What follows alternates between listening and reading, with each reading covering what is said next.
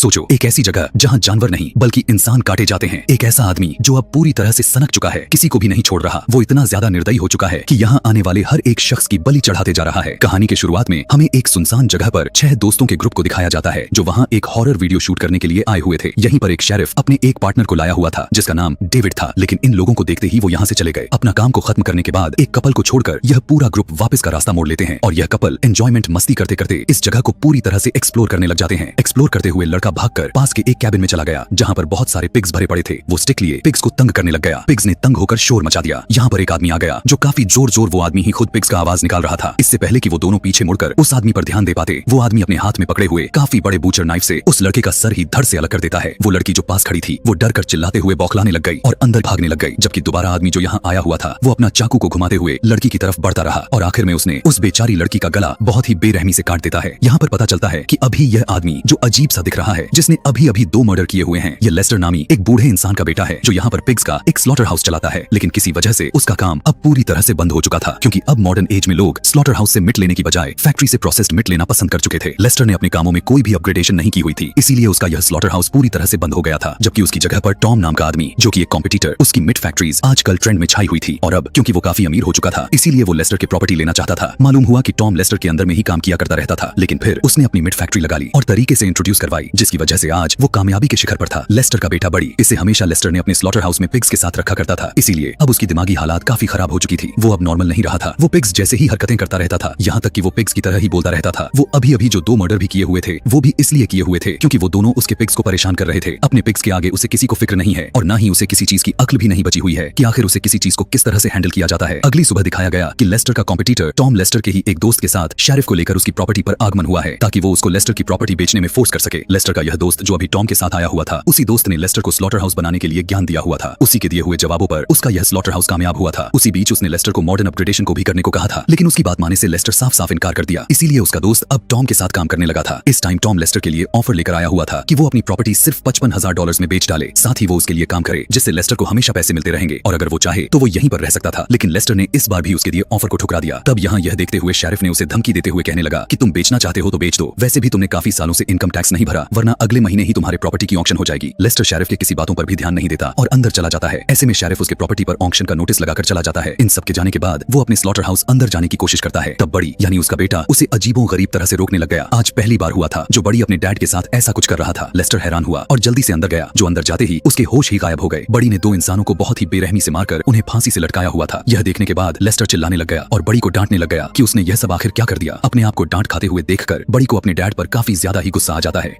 यहाँ तक कि वो अपने डैड को मारने के लिए अपना बूचर नाइफ भी उठा लिया था, लेकिन फिर कुछ सोचते हुए उन्हें नहीं मारता। यहाँ पर एक मजेदार वाली चीज ये हो चुकी थी कि लेस्टर का भी गुस्सा कम हो गया और अपने बेटे को शाबाशी दी क्योंकि उसने इन दोनों बॉडी के ऊपर काफी अच्छे कट्स लगाए हुए थे। अपनी तारीफ को सुनकर बड़ी काफी खुश हुआ और यहाँ लेस्टर के दिमाग में कुछ और ही चलने लग गया था। उसने अपने बेटे से कहा कि तुम्हें ऐसे इसी तरह के कट्स और भी लगाने हैं टॉम, शेरिफ और उनके साथी के बॉडी पर। अब लेस्टर यहाँ पर एक प्लान तैयार करने की कोशिश करने लगा था और खुद भी तैयार हो जाता है, जिसके बाद उसने टॉम को कॉल की और टॉम से कहने लगा कि मैं तुम्हारी ऑफर लेने के लिए तैयार हूँ, तुम बस यहाँ मेरे स्लॉटर हाउस में आ जाओ। जबकि हमें दूसरी तरफ उसी 4 दोस्तों के ग्रुप को दिखाया जाता है जिन्हें हमने मूवी के स्टार्ट में देखा हुआ था। ये सभी अपनी हॉरर वीडियो की ही प्लानिंग करते हुए दिख रहे थे और अपने इस हॉरर वीडियो के लिए ये लोग एक शॉप पर पहुंचकर वहां से कुछ मास्क वगैरह भी ले लेते हैं और शूटिंग दोबारा कंटिन्यू करने के लिए स्लॉटर हाउस वापस आने की डिसाइड करते हैं, उसी जगह पर जहां लेस्टर अपने बेटे के साथ मिलकर मर्डर करने की प्लानिंग बनाया हुआ था। सीन को शिफ्ट करके दूसरी तरफ शेरिफ डेविड को दिखाया जाता है। उन्हें खबर मिली थी कि एक कपल पिछले 2 दिनों से घर नहीं पहुंचा है। यहाँ उन्हीं दोनों की बात हो रही है जिन्हें उसी स्लॉटर हाउस के पास देखा गया था, जबकि अब वो तो दोनों मारे जा चुके थे। इसीलिए अब डेविड उनकी तलाश में ही उसी स्लॉटर हाउस की तरफ निकल पड़ता है। डेविड जब यहाँ पहुंचा तो उसने स्लॉटर हाउस के अंदर उन 4 के ग्रुप को देखा। वो चारों वहां पर अपनी वीडियो शूट कर रहे थे, जबकि उनकी दोनों दोस्तों की लाशें उनके आने से पहले ही उठाकर कहीं छुपा दी गई थी। शूटिंग कर लेने के बाद वो चारों यहाँ से चले जाते हैं, लेकिन बड़ी उन्हें देख लेता है। जबकि लेस्टर दोबारा टॉम और उसके पूरे ग्रुप को कॉल लगाता है कि तुम जल्दी मिलने के लिए आ जाओ, मैं ऑफर को एक्सेप्ट करने के लिए तैयार बैठा हुआ हूँ। यहाँ डेविड जो कि इन्वेस्टिगेशन करने के लिए स्लॉटर हाउस के अंदर चला गया था, उसे वहां पर बहुत सारे खून टपकता हुआ दिखाई देने लग गया। उसने जैसे ही अपनी नजर ऊपर की तरफ करी तो ऊपर एक मरी हुई बिल्ली को लटकाया गया हुआ था। असल में यह भी बड़ी के पिग्स को तंग किए जा रही थी, इसीलिए बड़ी ने उसको भी मारकर लटका दिया था। मतलब यहाँ पर तुम समझ सकते हो कि बड़ी की हालत कितनी बिगड़ चुकी थी कि जो भी उसके पिग्स को तंग करता है वो उनका यही हस्र कर डालता है। डेविड को डर लगा हुआ था कि वो यहीं पर कातिल छुप कर बैठा होगा जिसने उस कपल को मारा था। अपनी गन ताने आगे की तरफ चल रहा था कि अचानक किसी ने चेनसॉव जैसे कुछ मशीन चलाया और उसने डेविड का हाथ को ही काट कर अलग कर दिया। यह भी कोई और नहीं बल्कि बड़ी ही था। हाथ के कटते ही बहुत ही ज्यादा उसका ब्लीडिंग हुआ और डेविड वहीं पर ही मौत के घाट उतर गया। डेविड को मारते ही बच्चों की तरह बड़ी अपने डैड यानी वो लेस्टर को बुलाकर लाया, जो एक और मर्डर होने पर थोड़ा टेंशन में तो आया, लेकिन इस बार भी उसने बड़ी को शाबाशी दी और थोड़ा शांति बनाए रखने को कहा। अब थोड़ी देर के बाद यहाँ पर लेस्टर और टॉम का कॉमन फ्रेंड आ गया जो डील के बारे में ही बात करना चाहता था। लेस्टर भी काफी बेसब्री से उसका इंतजार किया जा रहा था। उसके लिए तो इन लोगों ने काफी सारे डेकोरेशन भी कर दी थी। यानी इस पूरे स्लॉटर हाउस में मरे हुए इंसानों की लाशें लटकाई हुई थी, जिन्हें देखकर वो भी बेचारा डर कर शॉक्ड में रह गया। इससे पहले कि वो यहाँ से भागने की कोशिश भी कर पाता, ऊपर छुपे हुए बड़ी ने उसकी गर्दन को हाथ से पकड़ते हुए उसके पूरे के पूरे चेहरे को अपने हाथ के जोर से तोड़ते हुए उसे भी यहाँ पर मार दिया। इसके बावजूद भी बड़ी का दिल अभी भी नहीं भरा हुआ था। वो अपनी काम में कुछ चेंजेस करने की कोशिश कर रहा था। उसने डेविड का यूनिफॉर्म उतारा और किसी तरह उसे पहन लिया और फिर उसी की गाड़ी में बैठकर कार को चलाते हुए यहाँ से जाने लग गया। अपनी पिग वाली आवाज में वो वॉकी टॉकी पर आंसर भी किए जा रहा था कि तभी रास्ते में डेविड की गर्लफ्रेंड ने इस कार को देख लिया। उसे लग रहा था कि कार में डेविड ही होगा, इसीलिए उसने कार को रुकवा ली और उसने जब देखा तो अंदर बड़ी था। उसे देखने के बाद वो लड़की बौखलाते हुए अपनी कार में बैठ गई, लेकिन बड़ी ने अब उसके कार को आगे बढ़ने ही नहीं दिया और एक पत्थर उठाकर उसकी कार पर दे मारा और अपनी जान बचाने के लिए लड़की कार से निकलकर भागने लग गई। वो भाग ही रही थी, लेकिन पीछे से बड़ी ने उसे पकड़ लिया और काफी अजीब तरीके से अपने चाकू के जरिए उसकी गर्दन ही काट दिया। थोड़ी देर के बाद अब स्लॉटर हाउस के अंदर टॉम आ चुका था, वही इंसान जो लेस्टर की प्रॉपर्टी को खरीदना चाहता है। जबकि लेस्टर को सबसे ज्यादा गुस्सा इसी शख्स पर था, तो अब तो सबसे भयानक मौत तो उसी की बनती थी। इसीलिए बड़ी ने उसे ग्राइंडिंग मशीन के अंदर डालकर धीरे धीरे काफी बेदर्दी से उसकी बॉडी का कीमा बना डाला। यहीं से सीन को शिफ्ट करके हमें एक क्लब में उन चारों के ग्रुप को दिखाया गया जो बार बार इस स्लॉटर हाउस में अपनी हॉरर वीडियो शूट करने आते रहते हैं। वो क्लब में काफी मजे से पार्टी कर ही रहे थे कि अचानक क्लब की लाइट चली गई, क्योंकि यहाँ पर एक बहुत ही खौफनाक तूफान आ चुका था। बिजली का कड़कना इस तूफान को और भी ज्यादा भयानक बनाया जा रहा था। इसी बीच इन्होंने पता नहीं क्या सोचकर प्लान किया कि ये सभी दोबारा से स्लॉटर हाउस अपनी शूटिंग के लिए जाएंगे, क्योंकि इससे ज्यादा खतरनाक और डरावना माहौल कभी हो ही नहीं सकता था।